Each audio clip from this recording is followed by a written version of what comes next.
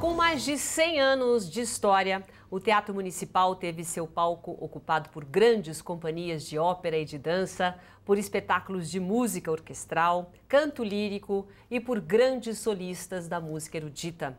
Abrigou também a Semana de Arte Moderna de 1922. Esse importante cartão postal da capital paulista possui histórias de muitos artistas, músicos e cantores que passaram por ali e muitas pouco conhecidas do público. Esses relatos estão no livro O Teatro Municipal de São Paulo, Histórias Surpreendentes e Casos Insólitos. E para nos falar sobre essa obra, o nosso Opinião Livre de hoje conversa com o jornalista e escritor Edson Veiga, um dos autores do livro. Está aqui esse livro maravilhoso. Quem é o outro autor? São dois autores? Somos em dois. Vitor Hugo Brandalize, que foi meu colega por alguns anos no Estadão e hoje trabalha em uma revista masculina. Esse livro é sobre o teatro e as pessoas que fizeram história lá.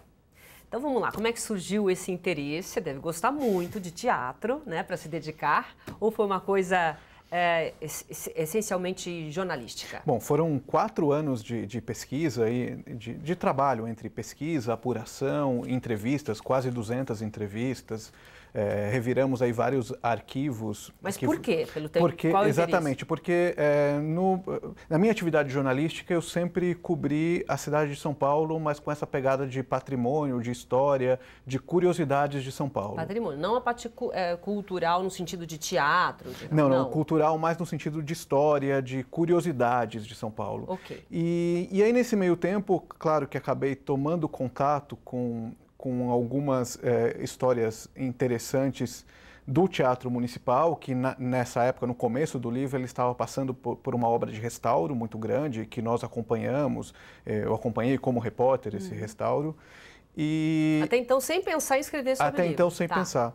E foi aí vimos que havia um manancial de curiosidades do Teatro Municipal que não estavam registrados, porque os livros que existem e são citados na bibliografia, eles atentam mais para a historiografia oficial do Municipal, no sentido das óperas que lá se apresentou. Exatamente, mais focado nos espetáculos. E pensamos em fazer um livro quase o lado B do Municipal, com essas histórias de bastidor, histórias.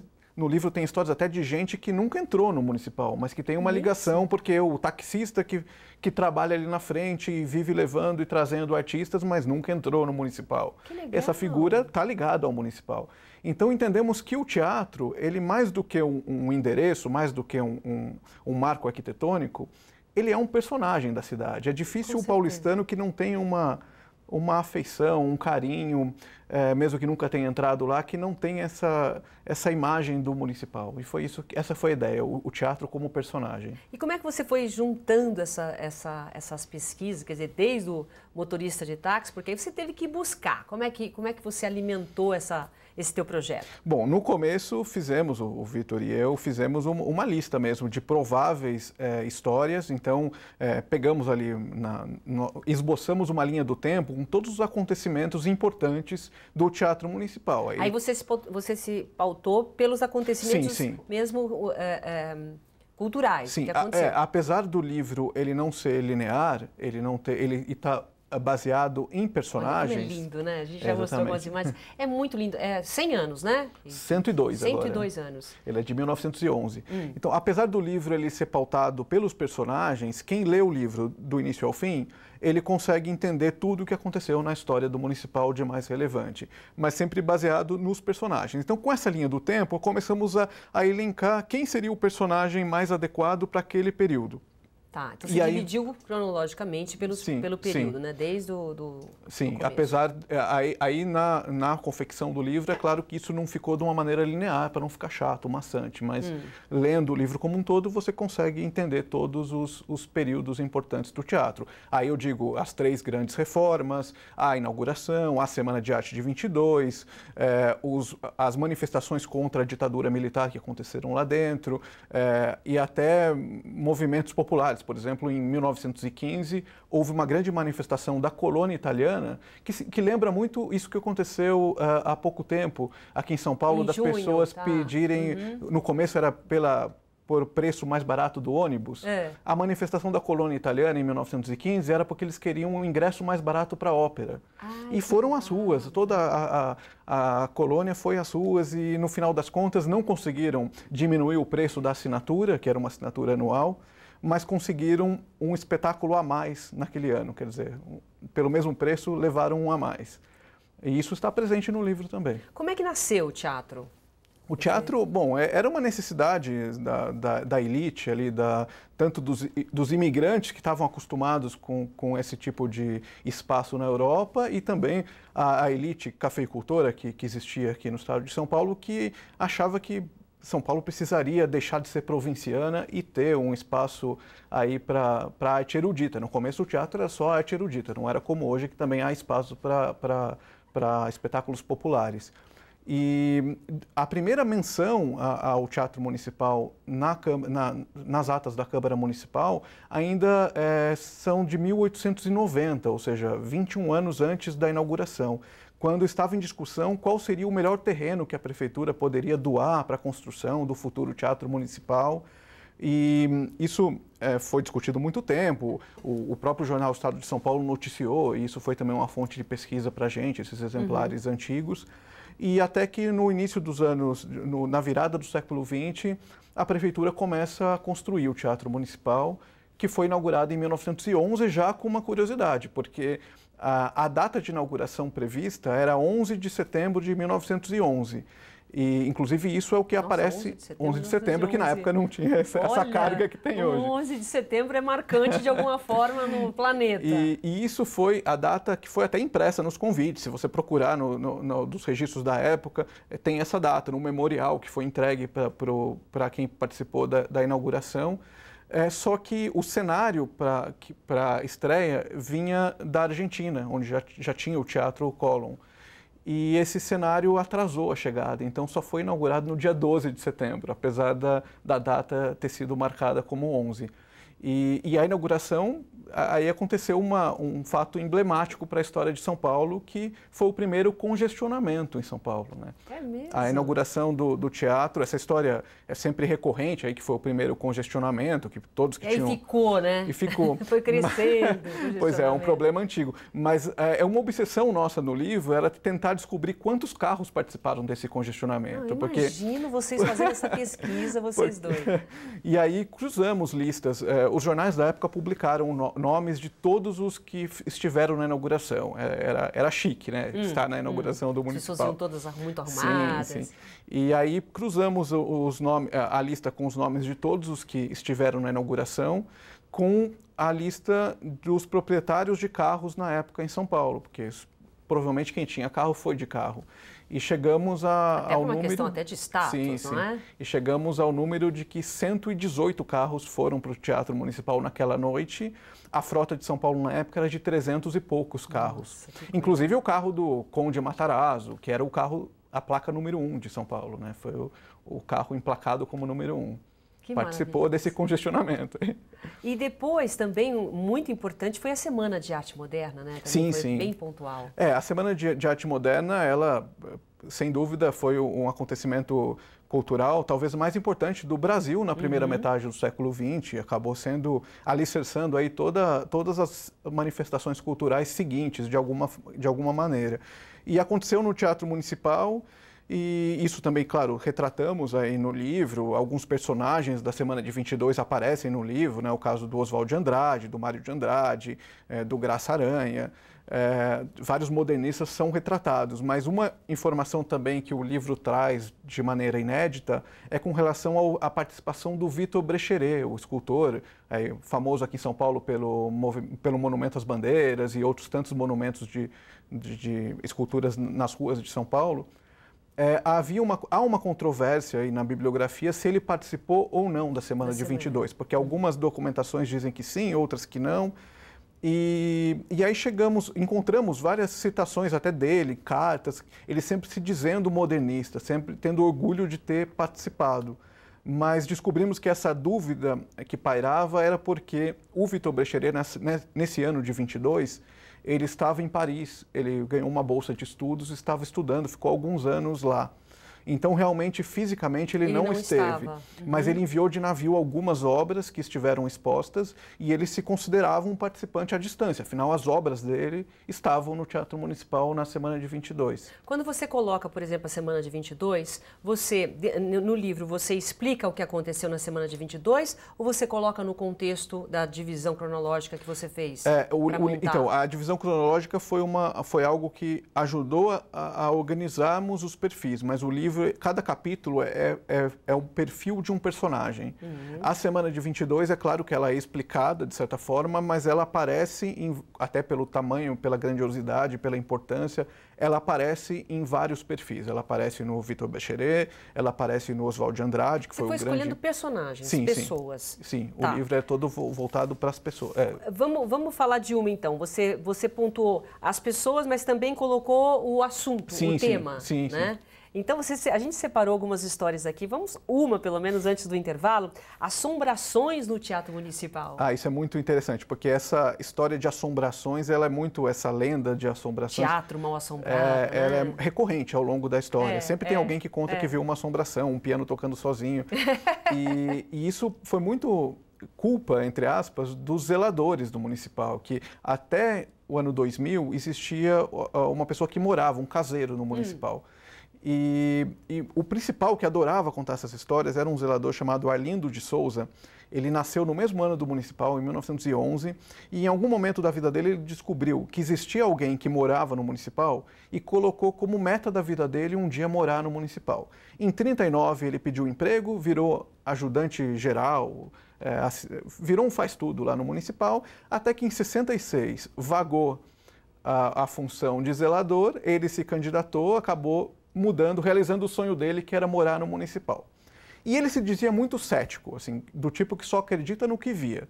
A mulher era meio mediúnica, fazia contatos com espíritos, acreditava em fantasmas, e a mulher vivia falando dessas histórias de fantasmas. Até que um belo dia diz ele que viu fantasmas, ouviu... E tanto começar a acreditar que Exatamente. existe. E aí, ele mesmo sendo cético, passou a acreditar, porque afinal, se ele via, ele tinha que acreditar.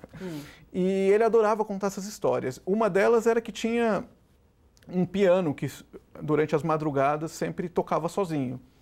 E esse piano, um belo dia, ele foi lá para descobrir, chegou perto e descobriu que tinha um gato que morava dentro do piano e tocava sozinho. Esse gato ficou com medo, sumiu e nunca mais o piano tocou. Quer dizer, existia o piano, existia o gato. Sim. E essas histórias todas acabaram colocando, mas não, né? Sim. A gente sabe que não procede, né? Que não aconteceu. Exatamente. E Silvia, mas aconteceu uma coisa engraçada durante esse último restauro, que eu estive lá durante a obra várias vezes. Também é de assombração? Sim. Eu estive lá durante a obra várias vezes e numa dessas eu ouvi aquele canteiro de obras, barulho de marretada, de barulho de obra, e eu ouvi o piano sendo tocado. Eu até virei para a arquiteta e falei, é assombração? O piano ou é tocando? Aquele gato que ainda está aí? E no fim era um pianista chamado Gilberto Tinetti, que é um dos maiores pianistas contemporâneos do Brasil, que voluntariamente, durante todos os anos da obra, ele foi quase todas as tardes tocar o piano, porque diz ele que um piano não pode ficar muito tempo sem uso, que estraga. Eu achei isso uma metáfora linda, de amor à arte, de amor à música, de amor ao teatro, uma devoção mesmo. Me comoveu vê-lo no meio da obra tocando o piano sozinho. Maravilhoso, muitas histórias. A gente vai fazer um rápido intervalo comercial, daqui a pouco eu continuo conversando com o jornalista e escritor Edson Veiga. Até já! O Opinião Livre está de volta, conversando hoje com o jornalista e escritor Edson Veiga, autor do livro Teatro Municipal, Histórias Surpreendentes e Casos Insólitos. E a gente estava terminando agora o primeiro bloco falando de assombrações, né? A gente fica imaginando que nos teatros existe sempre um piano tocando, e no caso era um piano com um gato dentro, morando, enfim. E tem aqui um registro do Fernando Meirelles também, em relação à assombração? Pois é, o grande cineasta brasileiro, Fernando Meirelles, que no início da carreira ele trabalhava como câmera de uma TV aqui de São Paulo, no final dos anos 70, e a pauta dele aí, era um programa noturno, e a ideia era justamente caçar os fantasmas do Municipal, mostrar, afinal, onde estavam esses fantasmas. E ele foi com a equipe, né, da TV, foi como câmera, e ficaram uma noite lá atrás de fantasmas. Claro que não acharam fantasma algum, mas ele descobriu algo que para ele deve ter sido muito mais importante, que ele acabou conhecendo uma moça que fazia parte do corpo de baile do municipal, uma bailarina, com quem ele é casado até hoje, chamada Cissa, é a mulher dele até hoje. Ele conheceu aí nos bastidores do municipal. Procurando fantasma, ele encontrou a mulher da vida dele? Encontrou o amor da vida dele procurando fantasmas no municipal. Como nada é por acaso, não é? Pois é. Bom, tem uma história, você foi separando também por personagens, mas tem aqui, a gente está colocando algumas, né? Pensando algumas histórias do Maurício de Souza. Pois o Maurício de Souza, ele tem uma história bacana no municipal, que quando ele era criança, o pai dele trabalhava em uma rádio ali na Praça do Patriarca. Para quem não é daqui de São Paulo, a Praça do Patriarca fica a poucos metros ali do municipal, cruzando o viaduto do Chá. E era uma época, ele ali, seus 12, 13 anos, uma época em que o centro de São Paulo era muito mais tranquilo, a gente está falando aí do final dos anos 40, começo dos anos 50, e uma criança poderia andar tranquilamente pelas ruas enquanto esperava o pai ali sair da rádio, ele ficava zanzando pelo centro. Acabou fazendo amizade com os porteiros ali do municipal e sempre deixavam que ele entrasse de graça para ver algum espetáculo, para ver lá, conhecer o municipal e coisa e tal. E numa dessas vezes que ele entrou, estava acontecendo um espetáculo com motivos indígenas. Era um espetáculo folclórico indígena e as mulheres, porque estavam vestidas como índias, estavam todas com os seios à mostra. E ele disse que foi a primeira vez que ele viu uma mulher nua. E essa imagem até hoje ele marcou, e quando eu fui falar com ele sobre o livro, foi a primeira história que ele se lembrou, como uma história que marcou, ligada ao Teatro Municipal, e aí esse importante cartunista brasileiro, quadrinista brasileiro, pai da Turma da Mônica. Mas influenciou, né, por uma vida toda, e ele se transformou realmente no pai da Mônica, do Cebolinha, enfim. Grandes histórias também, surpreendentes e casos insólitos. Então vamos colocar aqui. Eu quero uma história surpreendente e um caso insólito. Vamos lá. Bom, uma história surpreendente talvez tenha sido no ano 2000, quando havia um evento paralelo ao São Paulo Fashion Week que ocorria no Teatro Municipal. Isso em várias edições do São Paulo Fashion Week, alguns eventos acontecem mesmo lá. Até hoje. Até hoje. E o evento daquele ano era uma premiação para modelo revelação daquele ano. E a modelo revelação era justamente a Gisele Bündchen, que não era tão conhecida como hoje, estava ali sendo revelada, como o prêmio nos mostra. E a premiação foi... A pessoa que teria que entregar o prêmio a ela era uma modelo da geração anterior, chamada Silene Zepter, que tinha a função ali de entregar esse troféu, esse prêmio para a Gisele. E, claro, quem estaria nos jornais, nas revistas, no dia seguinte seria a Gisele, como modelo de revelação. A Silene usou uma estratégia que acabou roubando a cena e só deu ela nos dias seguintes. Ela apareceu no palco completamente nua para entregar o prêmio para Gisele Bündchen. Ninguém esperava isso? Ninguém esperava isso. E ela explicou por que ela entrou totalmente nua? Não explicou. Para chamar atenção mesmo? Não explicou, porque, mas nos dias seguintes só se falava nela, nos jornais, nas colunas sociais, em tudo que é lugar. Conseguiu, realmente. Conseguiu. E o caso insólito? O caso insólito, recentemente você deve ter visto o Teatro Municipal tristemente amanheceu pichado. Sempre triste quando a manifestação extrapola o limite e acaba para o vandalismo e tudo mais. Mas, logo após o restauro que ocorreu no Teatro Municipal no fim dos anos 80, aconteceu um concurso de pichações, que foi no Teatro Municipal. Na verdade, o prédio ficou... A gente está falando de um período em que o centro de São Paulo estava muito degradado, né, anos 80, comecinho dos anos 90. O prédio do Municipal ali completamente restaurado era praticamente um oásis de limpeza, de beleza no meio daquele centro sujo e degradado. E os pichadores que atuavam no centro começaram a fazer uma aposta entre eles, uma brincadeira, e combinaram que teria um concurso para o primeiro que conseguisse pichar, burlar a segurança e pichar o Municipal, que estava sendo patrulhado ali 24 horas por dia justamente para evitar vandalismo. E quem ganhou esse concurso foi um pichador que assinava como Bessão, o nome dele era Anderson, mas ele assinava como Bessão, e ele teve uma vantagem aí na competição, entre aspas, porque ele trabalhava como office boy no Mapping, o extinto Mapping, que funcionava ali em frente. Que era ali do lado. E aí, como ele trabalhava ali, ele ficou monitorando para ver como que era a estratégia dos guardas ali no revezamento. Fez um estudo. Estudou e descobriu a brecha no sistema. E ele ganhou esse nada honroso prêmio. Foi em janeiro de 91. Mas está marcado no livro. Está marcado no livro. Não é? E tem toda essa história. Ele acabou depois, enfim, detido e tudo mais, mas fichado. E essa história tá no livro. Qual é o sentimento assim, que você conseguiu registrar dessas pessoas que pisaram no palco e, de alguma forma, quem esteve presente na história? Porque você você escolheu vários personagens, né? Eu não sei nem como é que você fez esse critério para ter essa seleção. O que de mais importante você realmente prestou atenção para fazer esse apanhado? O sentimento desses personagens é interessante, porque mesmo os mais consagrados artistas que por lá passaram, eles sempre usam alguma referência como o municipal, nada superou se apresentar no municipal.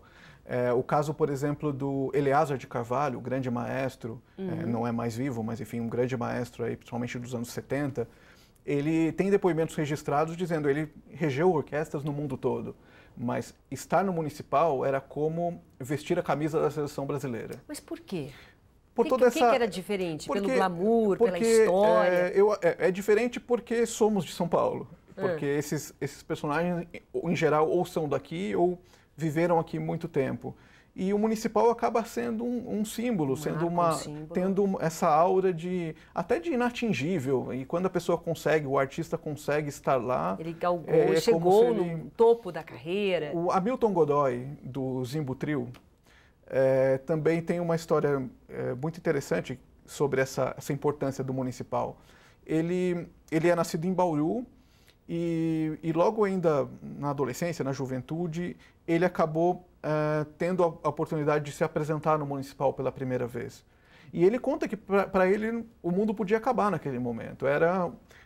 Enfim, a carreira dele foi muito maior do que só aquilo na juventude. Mas aquele momento que é um divisor de águas para muitos artistas que se apresentaram lá. Para ele, aquele momento é insuperável até hoje. Ele, enfim, com o Zimbo Trio, ele extrapolou muito essa fronteira, mas para ele, aquele momento é o mais importante. Como acontece muitas vezes as pessoas que vão para Nova York, né? Lá é o máximo, que é o Carnegie Hall, onde pois é. Não é? Cada cidade tem o marco, realmente, o Teatro Municipal ficou assim. Eu perguntei em relação ao critério, né, a seleção que você fez para escolher esses personagens. Sim. Quando estávamos pesquisando o livro, fizemos primeiro essa seleção de temas, de histórias, de episódios históricos que não podiam ficar de fora, porque a ideia é que o leitor, por meio dos personagens, entenda toda a história do Teatro Municipal. E para cada um desses episódios, elencamos um personagem que seria um símbolo, que seria alguém que tinha uma história que, pela história dele, conseguiríamos contar sobre esse momento histórico, sobre esse episódio. E aí fizemos uma lista que originalmente tinha mais do que 100 nomes, como aparecem no livro. Tinha 150, algo assim. E claro que essa lista ela foi sendo ajustada aí nos 4 anos de trabalho. Ou porque alguns desses nomes, quando fazíamos as entrevistas, percebemos que não sustentavam um capítulo inteiro como imaginávamos, ou porque não conseguimos o contato, em alguns dos casos, ou porque descobrimos nomes mais interessantes, ou mais ricos e mais pertinentes mesmo para o livro. Muitas pessoas desconhecidas totalmente do público. Sim, o caso do taxista ali em frente, o caso desse último restauro, escolhemos um operário da obra.